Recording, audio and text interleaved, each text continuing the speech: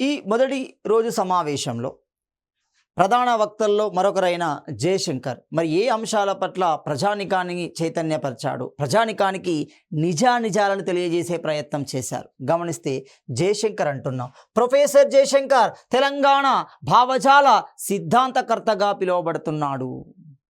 So అలాంటి professor Jayashankar విద్య, వైద్యం, ఇతర రంగాలలో జరిగిన అన్యాయాలపై ప్రసంగించడం జరిగింది.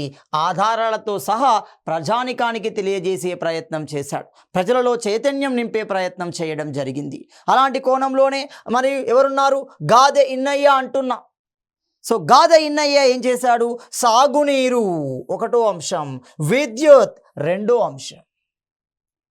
గోదావరి కృష్ణా పరివాహక ప్రాంతాలు తెలంగాణలో ఎక్కువ, కానీ పరివాహక ప్రాంతం ఆధారంగా కాకుండా అలొకేషన్లు విరుద్ధంగా జరిగాయి, అంటే దోపిడీ జరిగింది. ఆ విషయాలను ప్రస్తావించే ప్రయత్నం చేశాడు గాదె ఇన్నయ్య, ప్రజలను చైతన్యపరిచే ప్రయత్నం చేశాడు. అదే కోణంలో మనకి కె శ్రీనివాస్ అంటున్నాం. మరి కె శ్రీనివాస్ ఏ అంశాల మీద ప్రసంగించాడు, ఒకటి వలసలు, రెండు ఉన్నత ఉద్యోగాల గురించి ప్రస్తావించడం జరుగుతుంది. ఒక మహబూబ్ నగర్ని గమనించండి. మహబూబ్ నగర్ ఏమవుతుంది, వలస ప్రాంతంగా మారిపోయింది. మహబూబ్ నగర్లో ఉన్న అనేక మంది వ్యవసాయ ఆధారిత కుటుంబాలు హైదరాబాద్, బాంబే ఇలాంటి ప్రాంతాలకు వలస వెళ్ళడం జరిగింది. ఒక సిరిసిల్ల ఉరిసిల్లగా మారడం జరుగుతుంది. మరి ఇలాంటి వలసలు ఎందుకు ఏర్పడ్డాయి, ఈ వలసలకు ప్రధాన కారణం ఏంటి? ఆనాటి ఉమ్మడి ఆంధ్రప్రదేశ్లో ఆంధ్ర పాలకుల యొక్క విధానాలు, ముఖ్యంగా తెలంగాణ అస్తిత్వం మీద దెబ్బ కొట్టడం జరుగుతుంది, పునర్నిర్మాణం మీద దెబ్బ కొట్టడం జరుగుతుంది. హస్తకళ, చేనేత, కుటీర పరిశ్రమలని విధ్వంసం చేశారు. సో అలాంటి అంశాలను ప్రస్తావిస్తూ మనకి వలసలు, ఉన్నత ఉద్యోగాల గురించి ప్రస్తావించడం జరిగింది. మొదటి రోజు భువనగిరి సమావేశంలో ఒక్కొక్కరు తమదైన ఉపన్యాసాల ద్వారా ప్రజలను చైతన్యపరిచే ప్రయత్నం చేశారు. ఇలాంటి క్రమంలోనే కేశవరావు జాదవ్ అంటున్నాం. కేశవరావు జాదవ్నే మనం ఏమంటున్నాం, మిస్టర్ తెలంగాణ అంటున్నాం. చూడండి, మిస్టర్ తెలంగాణ అంటున్నాం.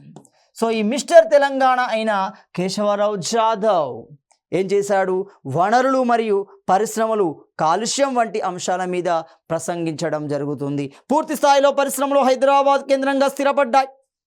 సో హైదరాబాద్ కేంద్రంగా స్థిరపడ్డది మంచిదే, పారిశ్రామికీకరణ జరిగింది మంచిదే. తద్వారా వచ్చిన వ్యర్థం కూడా తెలంగాణ భూభాగంలోనే ఇమిడి ఉన్నాయి. అంటే పూర్తిగా నీటి కుంటలు, పూర్తిగా వ్యవసాయ భూములు మొత్తం కలుషితం కావడం జరిగింది, విధ్వంసం అనేది సృష్టించబడింది. ఇలాంటి అంశాలను ప్రధాన అంశాలుగా ప్రస్తావిస్తూ అతడు వనరులు, పరిశ్రమలు, కాలుష్యం వంటి అంశాల మీద ప్రసంగించడం జరుగుతుంది. అంతేకాకుండా భువనగిరి సమావేశానికి, మొదటి రోజు సమావేశానికి స్వాతంత్ర సమరయోధురాలు, స్వాతంత్రంలో పాలు పంచుకున్న సమరయోధురాలు ఎవరు, కందుకూరి ఐలమ్మ. కందుకూరి ఐలమ్మ కూడా హాజరు కావడం జరిగింది. తన అనుభవాలను చెప్పే ప్రయత్నం చేయడం జరిగింది, ప్రజలలో చైతన్యం నింపే ప్రయత్నం చేయడం జరిగింది. అంతేకాకుండా ప్రజలని, సమావేశానికి వచ్చిన దాదాపు 40,000 మంది ప్రజానికాన్ని ఉర్రూతొలగించడానికి తమదైన కార్యక్రమాల ద్వారా ప్రయత్నాలు చేశారు. ఎవరు, జననాట్య మండలి అంటున్నాం. జననాట్య మండలిని ఏర్పాటు చేసింది గద్దర్. గద్దర్ యొక్క అసలు పేరే గుమ్మడి విఠలరావు అన్నాం.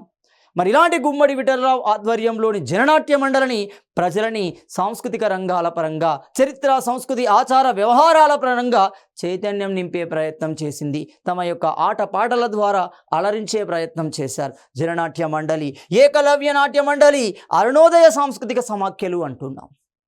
విమలక్క, అరుణోదయ సాంస్కృతిక సమాఖ్యలు అంటున్నాం. సో ఇలాంటి సమాఖ్యల ద్వారా కూడా ప్రజానికాన్ని చైతన్యపరిచే ప్రయత్నం చేశారు మొదటి రోజు సమావేశంలో.